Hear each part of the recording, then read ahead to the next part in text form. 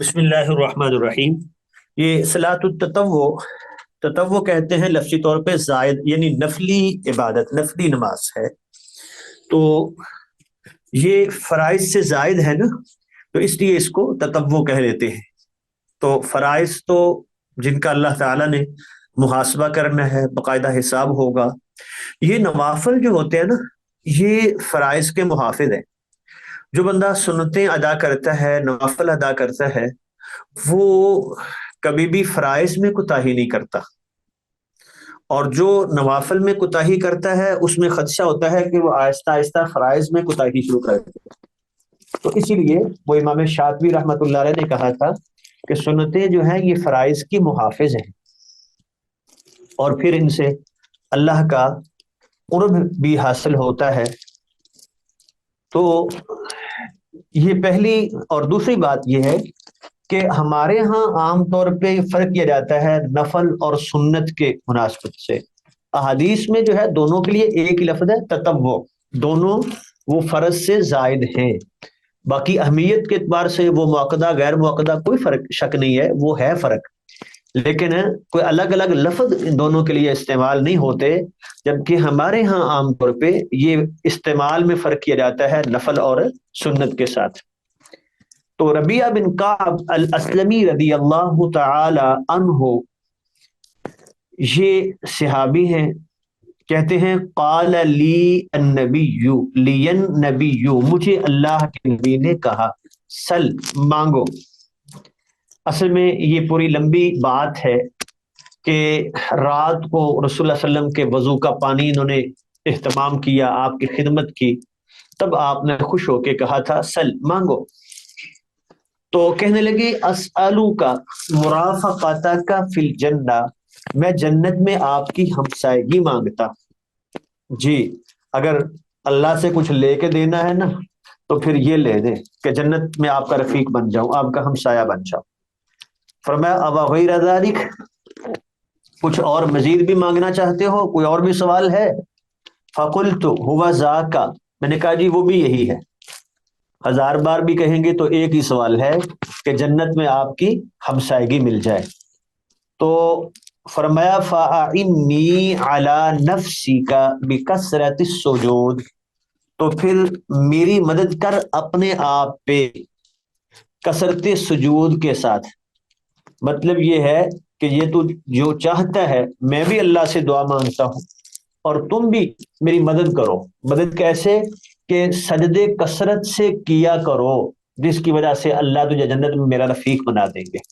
تو یہ نوافل، کثرت سجدہ ایسی ہوگا نا کہ نوافل کا بھی اہتمام کرنا، اس سے انسان اللہ کا قرب بھی حاصل کرتا ہے، اور قیامت کے دن رسول اللہ صلی اللہ علیہ وسلم کی رفاقت بھی اس سے ملے گی۔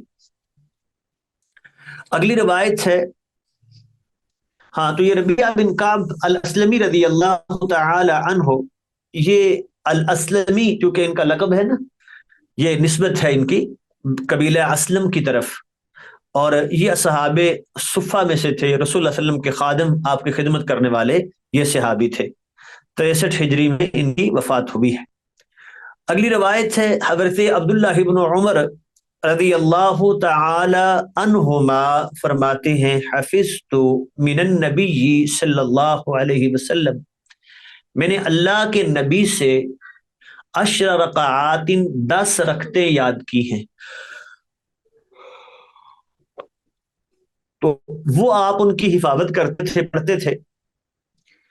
رکعتین قبل الظہر، 2 رکعتیں ظہر سے پہلے، ورکعتین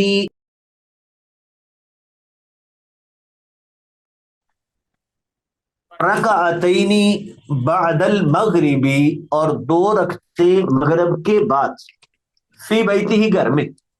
یہ 2 رکعتیں آپ کے گھر میں ہوتی تھی، اور عمومی بھی جو نوافل ہیں وہ گھر میں پڑھنا زیادہ افضل ہے۔ تو فرائض وہ مسجد میں ہے، لیکن نوافل جو ہے وہ مطلق طور پہ گھر میں پڑھنا افضل ہے۔ تو یہ رکھتے اللہ کے نبی گھر میں پڑھتے۔ وَرَكَعَتَيْنِ بَعْدَ الْعِشَاءِ فِي بَيْتِهِ، عشاء کے بعد 2 رکھتے وہ بھی گھر میں پڑھتے۔ ورکعتین قبل الصبح، اور فجر سے پہلے بھی 2 رکعتیں آپ پڑھتے تھے. اور ایک روایت میں ہے ورکعتین بعد الجمعۃ فی بیتہ، جمعے کے بعد بھی 2 رکعتیں گھر میں. اچھا، یہاں اب 10 رکعات کا ذکر ہے، بعض روایتوں میں 12 رکعات کا بھی ذکر ہے کہ آپ یہ دن اور رات میں 12 رکعات پڑھتے تھے، ان کو سنت موقدہ کہا جاتا ہے. بعض میں 10 ہے، بعض میں 12 ہے. وہ یوں کہ اگر ظہر سے پہلے 4 رکعتیں شامل کریں تو 12 بن جائیں گی، اور اگر ظہر سے پہلے 2 کریں تو 10 بن جائیں گی. تو اس سے یہ معلوم ہوتا ہے کہ اللہ کے نبی نے کبھی 2 بھی پڑھی ہے ظہر سے پہلے، اور 4 بھی کبھی پڑھی ہے. تو اگر انسان کے پاس ٹائم کم ہو وہ آ کے 2 پڑھ لے، اور اگر ٹائم ہے میسر ہے تو 4 پڑھ لے. یہ تو ہو گیا ظہر کا مسئلہ. اس سے پہلے 4 بھی ثابت ہیں اور 2 بھی ثابت ہیں. اور دوسرا ہے کہ جمعہ کے بعد 2 رکعتیں گھر میں، جمعہ کے بعد بھی 4 رکعتیں بھی اللہ کے نبی سے ثابت ہیں، 2 بھی ثابت ہیں. بعض نے کہا ہے کہ اگر گھر میں پڑھے تو 2 پڑھ لے، مسجد میں پڑھے تو 4 پڑھے، چونکہ اللہ کے نبی کا معمول یہی تھا. تو ولی مسلم، اور صحیح مسلم میں یہ ہے کانا اذا طلع الفجر، جب فجر طلوع ہوتی، لا یصلی، آپ اور کوئی نماز نہیں پڑھتے تھے، کیونکہ اس سے پہلے وہ وتر بھی پڑھ چکے، تہجد تو پہلے ہو چکی. اب سورج وہ طلوع فجر ہو گئی تو گویا کہ فجر کی آذان ہونے کے بعد اب صرف 2 رکعتیں وہ فجر کی سنتیں ادا کرتے تھے. یہی وہ رکعات ہیں جن کو سنت موقدہ کہا جاتا ہے. تو 12 کا بھی ذکر ہے، 10 کا بھی ذکر ہے. کبھی انسان کے پاس وقت کم ہو تو ظہر سے پہلے 2 پڑھ لے گا تو 10 ہو گئی، اور 4 پڑھے گا تو 12 ہو گئی. اگلی روایت سے حضرت عائشہ رضی اللہ تعالی عنہا فرماتی ہیں ان النبی صلی اللہ علیہ وسلم، بے شک اللہ کے نبی، کانا لا یادع اربعا قبل الظہر، ظہر سے پہلے آپ 4 رکعتیں نہیں چھوڑتے تھے. اب دیکھیں پیچھے ہم نے پڑھا ہے کہ ظہر سے پہلے 2 پڑھتے، اس میں ہے کہ آپ نے 4 نہیں چھوڑی، ہمیشہ 4 پڑھی ہے. تو دونوں احادیث میں جمع یوں کی جائے گی کہ آپ کا اکثر معمول تو 4 پڑھنے کا ہی تھا. کبھی آپ نے 2 بھی پڑھی ہے، جیسے ہم نے کہا کہ وقت کم ہو، اس طرح کا کوئی مسئلہ ہو تو 2 پڑھ لے، ٹھیک ہے. ورنہ عام حالات میں وہ 4 پڑھنا ہی افضل ہے، کیونکہ اکثر اللہ کے نبی نے 4 ہی پڑھی ہے. اور ایک اور یہ بھی ہے کہ اگر آپ گھر میں پڑھتے تو یہ 4 پڑھتے، اور اسی طرح اگر مسجد میں پڑھتے تو 2 رکعتیں پڑھتے. تو بہرحال اس سے بہتر صورت وہ پہلے والی ہے کہ کبھی 2 اور کبھی 4 پڑھ لی جائے. تو ورکعتین قبل الغداۃ، اور فجر سے پہلے بھی 2 رکعتیں اللہ کے نبی یہ چھوڑتے نہیں تھے. تو فجر سے پہلے جو 2 رکعتیں ہیں یہ تو ایسی سنتیں ہیں کہ اللہ کے نبی نے سفر میں بھی نہیں چھوڑی. انہی سے روایت ہے رضی اللہ تعالی عنہ قالت لم یکن النبی صلی اللہ علیہ وسلم، نہیں تھے اللہ کے نبی، علی شیء من النوافل، نوافل میں سے کسی چیز پر، اشد تعاہدا، زیادہ وہ حفاظت کرنے والے، زیادہ اہتمام کرنے والے، علی رکعتی الفجر، فجر کی 2 رکعتوں سے. سب سے زیادہ نوافل میں سے، سنتوں میں سے آپ جس کا اہتمام کرتے تھے وہ فجر کی 2 سنتیں. ہم نے بتایا کہ اتنا اہتمام ہے کہ اللہ کے نبی نے سفر کی حالت میں بھی یہ رکعتیں نہیں چھوڑی. اور اسی لیے صحیح مسلم کے الفاظ ہیں ورکعتا الفجر، فجر کی یہ 2 رکعتیں خیر من الدنیا و ما فیہا، دنیا و ما فیہا سے بہتر ہے، جو کچھ دنیا میں ہیں، دنیا کی ساری نعمتیں ایک طرف ہوں، یہ 2 رکعتیں اللہ کے نبی کو زیادہ پیاری ہیں، یہ ایک طرف ہے۔ اگلی روایت ہے حضرت ام حبیبہ ام المؤمنین رضی اللہ تعالی عنہا، حضرت ابو سفیان کی بیٹی، اللہ کے نبی کی بیوی، کہتی ہیں سمعت رسول اللہ صلی اللہ علیہ وسلم، میں نے اللہ کے نبی سے سنا کہ آپ نے فرمایا من صلی اثنتی عشرۃ رکعۃ، جس نے 12 رکعتیں پڑھی، فی یوم و لیلۃ، ایک دن اور رات میں، یہ 12 رکعتیں وہی سنت موقدہ جن کو کہا جاتا ہے، یہ وہی آپ شمار کر لینا، فجر سے پہلے 2، ظہر سے پہلے وہ 4، بعد میں 2، 6 وہ ہیں، 2 پہلے والی 8، اور پھر مغرب کے بعد 2 10، اور عشاء کے بعد 2 12۔ تو جس نے صلی اثنتی عشرۃ رکعۃ، جس نے یہ 12 رکعتیں پڑھی، فی یوم و لیلۃ، دن اور رات میں، تو بنی لہ بہن، ان کے بدلے میں اس کے لیے ایک گھر بنایا جائے گا، فی الجنتی، جنت میں۔ تو یہ فضیلت ہے ان نوافل کو پڑھنے کی کہ اللہ تعالی جنت میں اس کا ایک گھر بنا دیتے ہیں۔ وَلِلتِّرْمِذِيِّ نَحْوَهُ وَزَادَ، اور ترمذی نے بھی اسی طرح یہ حدیث بیان کی ہے، اور اس میں یہ اضافہ کیا ہے کہ وہ 12 ہیں کون کون سی؟ اربعن قبل الظہر، ظہر سے پہلے 4 رکعتیں، ورکعتین بعدہا، اور بعد میں 2 رکعتیں، ورکعتین بعد المغرب، پھر مغرب کے بعد بھی 2 رکعتیں، ورکعتین بعد العشاء، اور عشاء کے بعد بھی 2 رکعتیں، ورکعتین قبل صلاۃ الفجر، اور پھر فجر سے پہلے 2 رکعتیں۔ تو آپ دیکھ لیں، ظہر سے پہلے 4، 2 بعد میں 6، ورکعتین بعد المغرب، مغرب کے بعد 2 رکعتیں 8، اور عشاء کے بعد 2 رکعتیں 10، اور فجر سے پہلے 2 رکعتیں 12۔ تو یہ 12 رکعتیں جو پڑھتا ہے اللہ اس کا گھر جنت میں بنا دیتے ہیں۔ تو گویا کہ جنت میں انسان نے اپنے محلات بھی خود ہی تیار کروانے، جتنے چاہے یہ بنوا لے۔ جیسے حضرت ابراہیم علیہ السلام نے وہ پیغام دیا تھا نا معراج کی رات، کہا تھا کہ جنت کی مٹی بڑی زرخیز ہے لیکن خالی ہے، اس کے درخت تم نے خود لگوانے ہیں۔ وہ اپنے سبحان اللہ یہ کلمات جو ہے پڑھتا ہے، اللہ درخت لگاتے ہیں۔ تو ایسے ہی یہ وہ اعمال ہیں جس سے انسان کے جنت میں محلات بن جاتے ہیں۔ اللہ اکبر۔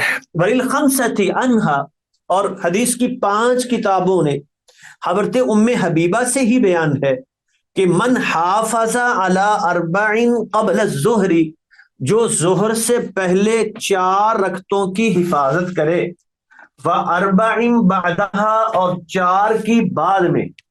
اس سے معلوم ہے کہ ظہر کے بعد 2 بھی ثابت ہیں جو پیچھے حصوں میں گزر چکا، اور 4 بھی ثابت ہیں۔ تو ظہر کے بعد جیسے پہلے وہ 4 پڑھے، البتہ کبھی 2 بھی پڑھ سکتا ہے، تو ایسے ہی ظہر کے بعد بھی 4 پڑھ سکتا ہے۔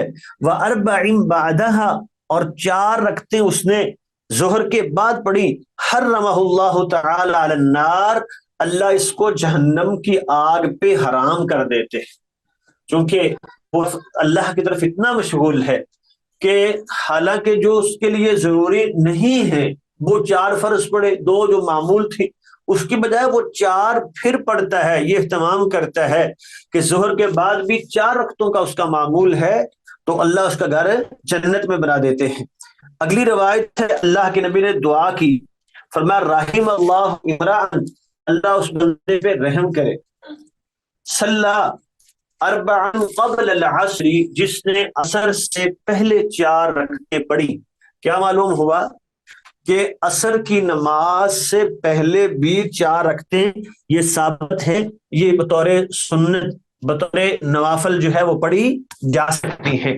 رواہ احمد و ابو داود، روایت پر احمد نے، ابو داؤد نے بیان کیا ہے، ترمذی نے بیان کیا ہے، وحسنہ، اس کو حسن کہا ہے، اور ابن خزیمہ نے بھی اس حدیث کو بیان کیا ہے، وصححہ، اور اس کو صحیح کہا ہے۔ اگلی روایت ہے عبداللہ ابن مغفل رضی اللہ تعالی عنہ فرماتے ہیں، اللہ کے نبی سے بیان کرتے ہوئے کہ آپ نے فرمایا صلو قبل المغرب، مغرب سے پہلے نفل پڑھو، نماز پڑھو، صلو قبل المغرب۔ پھر تیسری بار فرمایا لمن شاء، جو چاہے پڑھ لے، پہلے تو گویا پڑھو، اور تیسری بار کہا جو چاہے پڑھ لے۔ کیوں؟ اس بات کو ناپسند کرتے ہوئے، ڈرتے ہوئے کہ لوگ اس کو طریقہ بنا لے۔ ٹھیک ہے، اللہ اکبر۔ تو یہ سمجھ لیں کہ یہ لازمی ہے، لمن ان یتخذها الناس سنتا، اس بات کو ناپسند کرتے ہوئے کہ لوگ اس کو ہی طریقہ سمجھ لیں کہ یہی لازم ہے، اس لیے اللہ کے نبی نے لمن شاء ساتھ کہہ دیا کہ جو چاہے جو ہے وہ پڑھے۔ تو ورنہ صحابہ کا تو معمول تھا، صحابی کہتے ہیں کہ ہم مغرب کی نماز کے بعد پہلے اتنے زیادہ لوگ وہ نوافل شروع کر دیتے کہ نیا آنے والا سمجھتا کہ جماعت ہو گئی ہے۔ تو مغرب سے پہلے بھی یہ 2 رکعتیں ثابت ہیں، یہ پڑھنی چاہیے۔ اور ابن حبان کی روایت ہے کہ اللہ کے نبی نے صلی قبل المغربی رکعتین، مغرب سے پہلے یہ 2 رکعتیں پڑھی ہیں، یعنی اللہ کے نبی نے اس پر ابھارا بھی ہے، اس کا شوق بھی دلایا ہے، اور خود بھی اللہ کے نبی نے یہ رکعتیں پڑھی ہیں، تو ان پر عمل ہونا چاہیے۔ اور اگلی روایت ہے، کہتے ہیں کہ کننا نصلی رکعتین بعد غروب الشمس، ہم غروب شمس کے بعد یہ 2 رکعتیں پڑھا کرتے تھے۔ وکان النبی صلی اللہ علیہ وسلم، اور اللہ کے نبی یرانا، ہمیں دیکھتے تھے، فلم یامرنا، نہ ہمیں اس کا حکم دیتے، ولا ینہنا، اور نہ ہمیں اس سے روکتے تھے۔ تو دیکھیں حدیث کی 3 قسمیں ہیں، ایک ہوتا ہے قولی، فعلی، پھر تقریری، یعنی آپ کا قول ہو، فعل ہو، یا یہ ہے کہ آپ کے سامنے کوئی کام ہوا، یا آپ نے کسی کام کو دیکھا اور پھر آپ نے اس سے روکا نہیں ہے۔ تو یہ عمل تینوں قسم کی احادیث سے ثابت ہے، قول سے بھی ثابت ہے کہ فجر سے، ظہر سے، مغرب سے پہلے 2 رکعتیں پڑھو، یہ آپ کے عمل سے بھی ثابت ہے، اور آپ کے سامنے صحابہ نے کیا، یہ تقریر ہے، آپ نے روکا نہیں۔ تو تینوں قسمیں حدیث کی اس میں آ گئی کہ اللہ کے نبی مغرب سے پہلے یہ 2 رکعتیں پڑھتے تھے۔ یہ بات یہاں قول سے بھی ثابت ہو گئی، فعل سے بھی ثابت ہو گئی، اور تقریر سے بھی ثابت کہ یہ 2 رکعتیں پڑھنا جو ہے یہ سنت ہے۔ اگلی روایت ہے، بعض لوگ کہتے ہیں کہ نہیں جی مغرب کا ٹائم بڑا کم ہوتا ہے، اس لیے وہاں تو اذان ختم ہو تو فوراً جو ہے وہ نماز شروع کر دی جائے، بلکہ بعض لوگ کہتے ہیں کہ ابھی حی علی الصلاۃ وہ پہنچتا ہے تکبیر کہنے والا تو امام جو ہے وہ اللہ اکبر کہہ دے۔ تو نہیں، اس سے معلوم ہوتا ہے کہ مغرب کا وقت بھی اس میں وسعت ہے، عشاء تک وہ ٹائم ہے، ٹھیک ہے۔ تو اسی لیے اللہ کے نبی اذان کے بعد یہ 2 رکعتیں پڑھتے تھے کہ اس سے وہ نماز لیٹ نہیں ہوتی، قضا نہیں ہو جاتی۔ اگلی روایت ہے، حضرت عائشہ رضی اللہ تعالی عنہا فرماتی ہیں کہ کان النبی صلی اللہ علیہ وسلم، اللہ کے نبی، یخفف الرکعتین اللتین قبل صلاۃ الصبح، فجر سے پہلے جو 2 سنتیں ہوتی تھیں ان کو مختصر پڑھتے تھے، حتیٰ انی اقول، یہاں تک کہ میں یہ کہتی کہ اقرأ بأم الکتاب ام لا، کہ آپ نے سورہ فاتحہ بھی پڑھی ہے یا نہیں، یعنی بالکل مختصر، وہ بھی ہے نا کوئی ایھا الکافرون، یہ پڑھتے ایک سورت میں، تو مطلب ہے چونکہ پیچھے وہ تہجد کی نماز پڑھ کے انسان مسلسل عبادت کر کے کھڑا ہو کے تھکاوٹ کا احساس ہے، اور آگے پھر فجر کی نماز پڑھنی ہے، وہ بھی لمبی ہے، اس میں قرات لمبی ہوتی ہے جو سنت کے مطابق ہے، تو درمیان میں یہ دو رکعتیں مختصر سی پڑھ لیتے تاکہ آگے فجر کی نماز کی جو ہے وہ اچھی تیاری ہو سکے اور وہ خشوع و خضوع کے ساتھ جو ہے وہ نماز ہے وہ پڑھی جا سکے۔ اگلی روایت ہے حضرت ابو ہریرہ رضی اللہ تعالی عنہ فرماتے ہیں کہ اللہ کے نبی نے قرأ فی رکعتی الفجر، فجر کی دونوں رکعتوں میں قل یا ایھا الکافرون اور قل ھو اللہ احد پڑھا ہے۔ یہ یعنی ایک رکعت میں قل یا ایھا الکافرون اور دوسری رکعت میں قل ھو اللہ احد پڑھی ہے۔ تو مطلب یہ ہے ایک تو نماز آپ مختصر بھی رکھتے تھے، یہ نماز تھوڑی سی مختصر ہوتی تھی، تو اس میں دیکھیں صورتیں کون سی پڑھی، یہ چھوٹی چھوٹی صورتیں آپ نے یہ پڑھا کے نماز مکمل کی ہے۔ اور دوسری بات اس کا مطلب یہ نہیں ہے کہ بس یہی دو صورتیں پڑھ سکتے ہیں اور کوئی نہیں پڑھ سکتے، بلکہ جہاں سے انسان کا دل چاہے انسان وہ نماز میں تلاوت کر سکتا ہے۔ اگلی روایت ہے حضرت عائشہ رضی اللہ تعالی عنہا فرماتی ہیں کان النبی صلی اللہ علیہ وسلم اذا صلی رکعتین، اللہ کے نبی جب دو رکعتیں پڑھ لیتے فجر کی بعد والی، استاجع علی شقہ الایمن، تو اپنے دائیں کروٹ پہ لیٹ جاتے، دائیں کروٹ پہ لیٹ جاتے۔ تو یہ لیٹنا بھی سنت ہے، البتہ اس میں یہ اختلاف ہے کہ یہ لیٹنا کس کے بارے میں ہے۔ بعض کہتے ہیں کہ جہاں بھی سنتیں پڑھے، وہ گھر میں پڑھے یا مسجد میں پڑھے فجر کی دو سنتیں، تو اس کے بعد یہ لیٹنا جو ہے وہ سنت ہے۔ بعض کہتے ہیں کہ صرف گھر میں ہے کہ اگر گھر میں سنتیں ادا کرے تو اس کے بعد تھوڑی دیر کے لیے یوں لیٹ جائے، البتہ اگر مسجد میں پڑھتا ہے تو پھر یہ سنت ان کے نزدیک نہیں ہے۔ لیکن صحیح بات یہ ہے کہ عمومی بات ہے، جب اللہ کے نبی نے حکم دیا ہے اور اس کی فضیلت بیان کی ہے تو جو شخص بھی ادا کرنے کے بعد لیٹ جائے گا تو اس نے سنت پہ عمل کیا ہے، اس بنا پر اس کو اجر ملے گا انشاءاللہ۔ غالباً یہ روایت تھی جی حضرت عائشہ رضی اللہ تعالی عنہا والی، یہاں سے شروع کیا تھا نا، یہ روایت ہم نے پڑھی تھی آخر میں، حضرت عائشہ رضی اللہ جی سر۔ تعالی، جی یہاں سے ہم دوبارہ شروع کر لیتے ہیں کیونکہ وہ ریکارڈنگ بھی نہیں ہوگی، آپ نے سنا بھی نہیں ہے۔ حضرت عائشہ رضی اللہ تعالی عنہا فرماتی ہیں کان النبی صلی اللہ علیہ وسلم، اللہ کے نبی اذا صلی رکعتین، رکعتی الفجر، جب آپ فجر کی یہ دو رکعتیں پڑھ لیتے، استاجع علی شقہ الایمن، تو اپنے دائیں کروٹ پہ، دائیں پہلو پہ لیٹ جاتے۔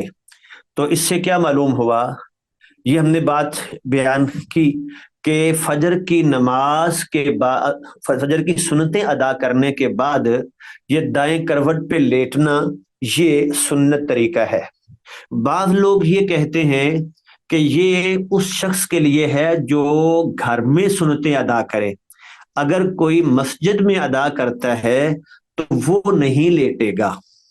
لیکن اگلی حدیث سے پتہ چلتا ہے کہ اس کو عموم سمجھا جائے کہ سنتوں کے بعد یہ لیٹنا، وہ گھر میں ہو وہ مسجد میں ہو، تو جو بھی لیٹتا ہے رسول اللہ صلی اللہ علیہ وسلم کی یہ سنت سمجھتے ہوئے تو انشاءاللہ وہ اجر سے محروم نہیں رہے گا۔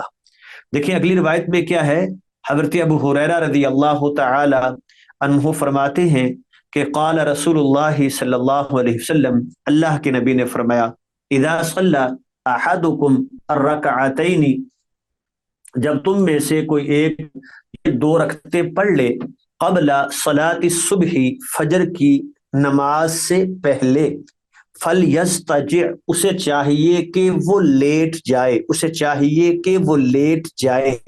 یہ دیکھیں یہ صیغہ امر ہے نا، فلیستجع، اسے چاہیے کہ وہ لیٹ جائے، علی جنبہ الایمن، دائیں کروٹ پہ، تو یہ دیکھیں امر کا صیغہ ہے، اسی لیے اہل ظاہر جو ہے نا وہ تو یہ کہتے ہیں کہ یہ لیٹنا واجب ہے، مطلب ہے کہ اگر کوئی شخص آمدن جان بوجھ کے وہ ان 2 رکعتیں پڑھنے کے بعد لیٹتا نہیں ہے تو وہ گناہگار ہوگا۔ وہ کہتے ہیں چونکہ حکم ہے فَلْيَسْتَجِبْ، لیکن امام نووی رحمۃ اللہ علیہ فرماتے ہیں صحیح بات یہ ہے کہ یہ واجب نہیں ہے، سنت ہے، بہتر ہے، اجر ہے جو شخص یہ سنت پر عمل کرتا ہے، لیکن اگر وہ نہیں لیٹا تو گناہگار نہیں ہوگا۔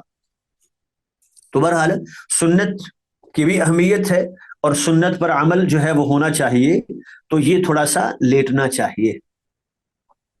باقی اس میں بعض لوگ جو ہیں وہ عجیب و غریب لمبے چوڑے اذکار بتاتے ہیں، یہ بھی پڑھنا ہے، یہ بھی پڑھنا ہے، تو ایسا کچھ نہیں ہے، یہ تھوڑی دیر کے لیے جو ہے وہ لیٹا اور پھر جو ہے وہ اٹھ کے بیٹھ گیا، تو یہ سنت لیٹنا جو ہے دائیں کروٹ پہ، یہ سنت طریقہ ہے بس۔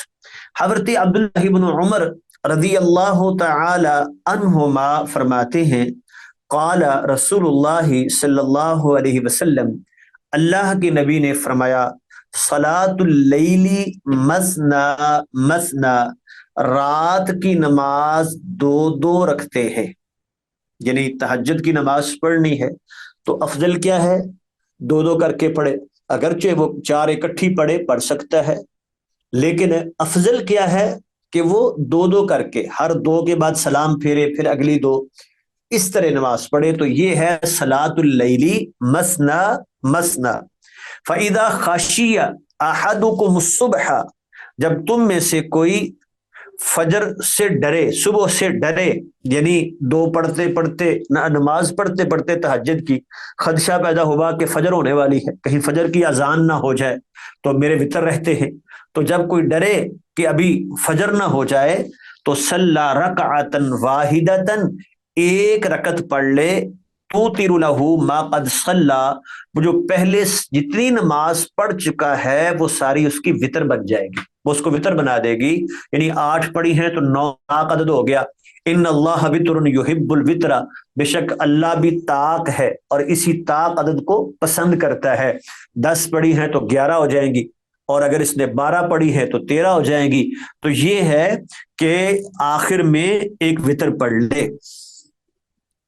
اب اس سے دوسرا مسئلہ، ایک تو یہاں یہ کہ رات کی نماز 2 2 رکھتے، بعض روایتوں کے الفاظ یہ ہیں جیسے آگے ہی لکھا ہوا ہے کہ وَلِلْخَمْسَةِ وَصَحَّحَهُ ابن حبان، حدیث کی 5 کتابوں میں یہ جملے ہیں، ابن حبان نے اس کو صحیح بھی کہا ہے۔ وہ لفظ یہ ہے کہ صلاۃ اللیل والنہار مثنا مثنا، رات اور دن کی نماز، یعنی نوافل میں رات کو بھی 2 2 کر کے پڑھنا افضل ہے اور دن کو بھی، لیکن وقال النسائی ھذا خطا، نسائی کہتے ہیں یہ غلطی ہے راوی کی، یہ لفظ جو ہے وہ ثابت نہیں ہے، صرف رات کے الفاظ ہیں، دن کے الفاظ نہیں ہیں، لیکن یہ تو امام نسائی کا قول ہے۔ بعض دیگر محدثین جو ہیں وہ یہ کہتے ہیں، جن میں امام بخاری رحمۃ اللہ علیہ اور امام ابن حبان رحمۃ اللہ علیہ، امام بہقی ہیں، وہ کہتے ہیں کہ یہ لفظ ہیں کہ دن کو بھی 2 2 کر کے پڑھنا جو ہے وہ زیادہ ثواب ہے، زیادہ اجر کی بات ہے۔ البتہ جائز دونوں طرح ہے، وہ 2 2 کر کے پڑھے یا 4 4 کر کے پڑھے، وہ پڑھ سکتا ہے۔ دوسری بات یہ ہے یہاں جو بیان ہوئی کہ صلی رکعۃ واحدہ، 1 رکعت پڑھے وتر، تو وتر جو ہے وہ 1 رکعت بھی اللہ کے نبی سے ثابت ہے، 1 رکعت پڑھا جا سکتا ہے۔ تو جو لوگ یہ کہتے ہیں کہ وتر کم از کم 3 ہے، یہ پھر قول درست نہیں ہے، کوئی شک نہیں ہے، 3 بھی ہیں، 5 بھی پڑھے، 7 بھی پڑھے، ساری ثابت ہے، تو لیکن ایک بھی ثابت ہے، بلکہ یہ افضل طریقہ ہے کہ وہ جتنی بھی رکعتیں پڑھنی ہیں آخر میں 1 رکعت جو ہے وہ وتر پڑھے، یعنی 10 پڑھ کے 1 وتر، 12 پڑھ کے 1 وتر، تو اس طرح ٹوٹل وہ 11 یا 13 ہو جائیں گی۔ اگلی روایت ہے حضرت ابو ہریرہ رضی اللہ تعالی عنہ فرماتے ہیں کہ رسول اللہ صلی اللہ علیہ وسلم نے فرمایا افضل الصلاۃ بعد الفریضۃ صلاۃ اللیل، افضل ترین نماز فرض کے بعد جو ہے وہ رات کی نماز ہے۔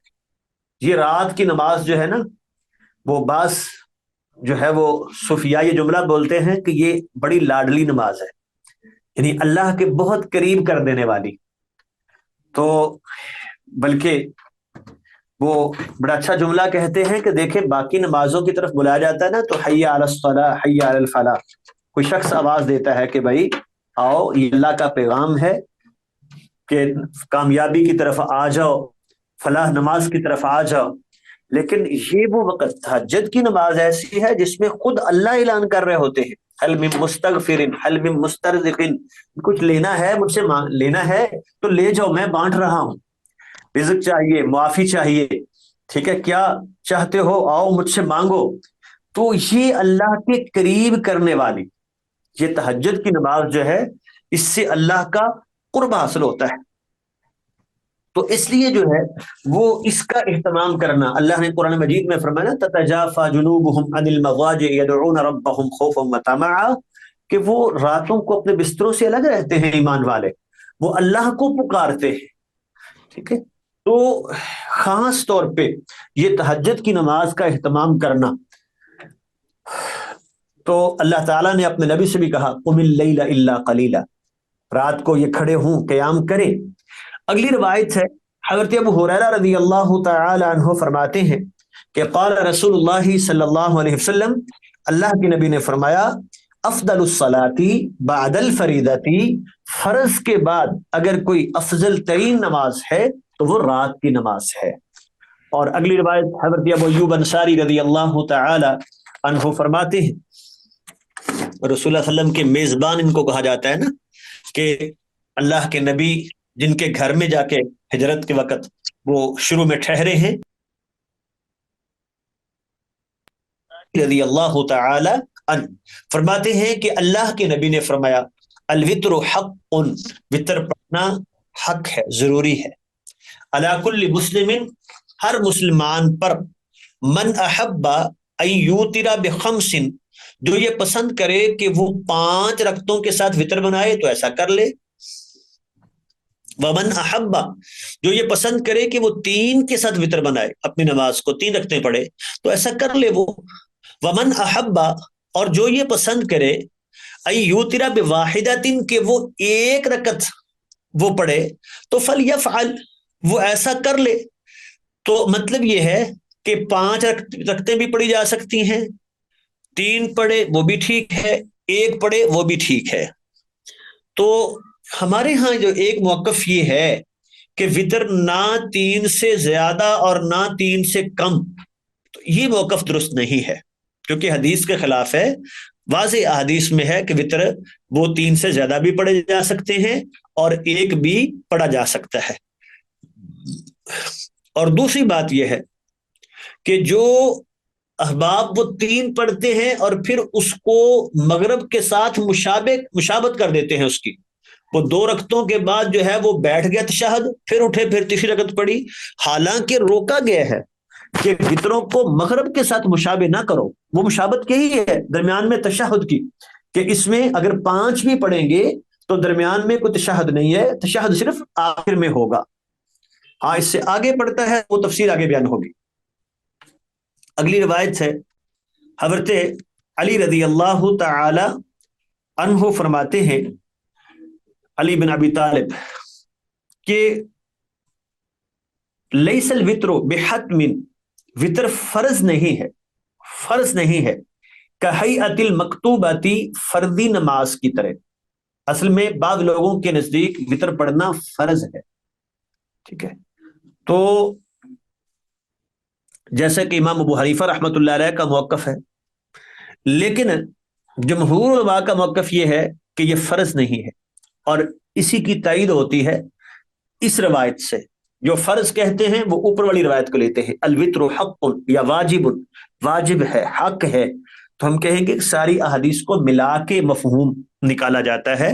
ایک تو اس کے فرض نہ ہونے کی دلیل یہ ہے کہ اللہ کے نبی نفلی نماز تو پڑھتے تھے سواری پر، فرض نہیں پڑھتے تھے، لیکن وطر آپ سواری پر پڑھ لیتے تھے، یہ دلیل ہے کہ یہ فرض نہیں۔ تو اب اس کا مطلب یہ نہیں ہے کہ چھوڑ دیا جائے تو کوئی حرج نہیں ہے۔ وہ ایک صحابی سے پوچھا گیا نا کہ جی وطر فرض ہے یا سنت، بتائیے ہمیں۔ کہنے لگے اللہ کے نبی نے پڑھا ہے، پڑھو۔ اس نے کہا جی میں سوال یہ تو نہیں کر رہا، میں تو یہ پوچھ رہا ہوں اس کا حکم کیا ہے، فرض؟ فرمایا اللہ کے نبی نے پڑھا ہے، پڑھو گے تو اتنا کافی ہے۔ تو یہ تقسیم جو ہے نا، یہ فرض، یہ واجب، یہ حرام، یہ مکروہ، اگر تو یہ ہمارے دل میں جو ہے وہ اہمیت کم کر دے کہ خیر ہے سنت ہے نہ کریں گے تو ٹھیک ہے، اور یہ مکروہ ہے چلو حرام تو نہیں ہے نا، خیر ہے کر لو، تو پھر یہ تقسیم اچھی نہیں ہے۔ یہ اصطلاحات کو، اس حیثیت کو سمجھنے کے لیے تو ٹھیک ہے۔ جی یہاں تک بیٹا ہم مکمل کرتے ہیں، اس سے آگے شروع کریں گے انشاءاللہ۔